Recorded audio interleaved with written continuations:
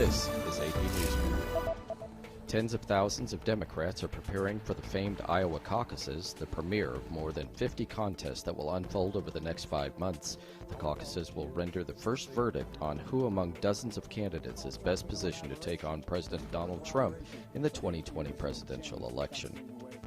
China is sending medical workers and equipment to a new hospital and further restricting people's movement in sweeping new steps to contain the rapidly spreading coronavirus. Health authorities on Monday reported 361 deaths and more than 17,000 confirmed cases. The World Health Organization says the number of cases will keep growing. President Trump's impeachment trial heads toward a historic conclusion this week. Senators are all but certain to acquit him on charges of abuse of power and obstruction of Congress. The final vote is expected Wednesday. And the Kansas City Chiefs are celebrating their Super Bowl win. Patrick Mahomes threw a pair of touchdowns in the game's final minutes, helping the Chiefs erase a 10-point deficit and beat the San Francisco 49ers 31-20.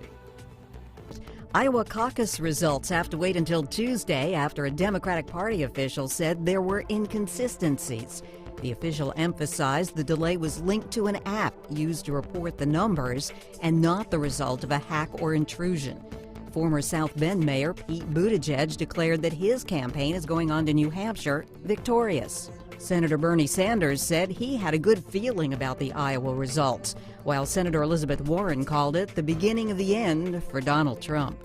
Democrats used the impeachment trial closing arguments to say that President Trump, if left unchecked, could cheat in the 2020 election. Republicans argued that Democrats have been trying to impeach Trump since he became president. The first patients were admitted to a newly built hospital in Wuhan, China.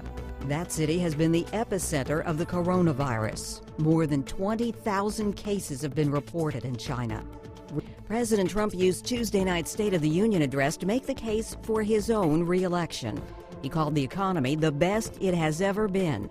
The speech didn't go over well with Democrats. Speaker of the House Nancy Pelosi ripped up a copy as the president finished. The Senate is expected to acquit President Trump of impeachment charges on Wednesday.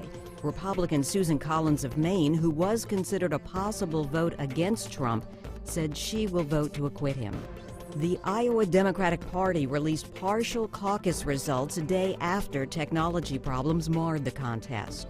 The results show former South Bend Mayor Pete Buttigieg with a slight lead over Senator Bernie Sanders. More than 1,800 people on a cruise ship will be quarantined in Hong Kong while they are checked for the coronavirus. 3 passengers on a previous trip were diagnosed with the virus, and a health official says many crew members have symptoms. President Trump has been acquitted on all impeachment charges after a Senate vote that was mostly along party lines.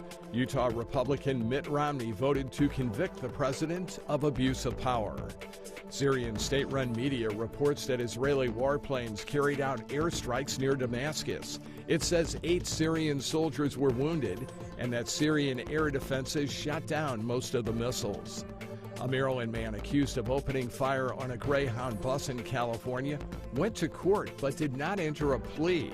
Anthony Williams is charged with 1 count of murder and 5 counts of attempted murder.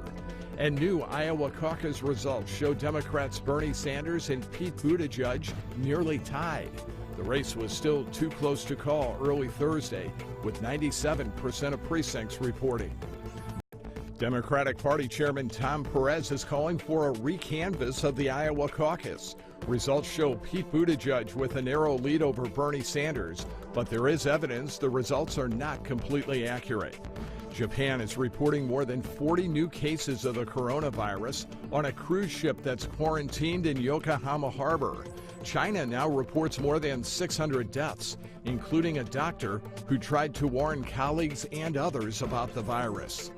The man accused of killing 22 people and wounding 24 more in an El Paso Walmart last year is now charged with federal hate crimes.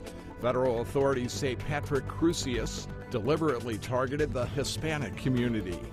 And at least 4 people are dead after violent storms swept across the southeastern United States.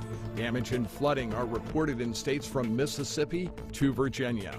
Mike Hempen, The Associated Press, with AP News Minute.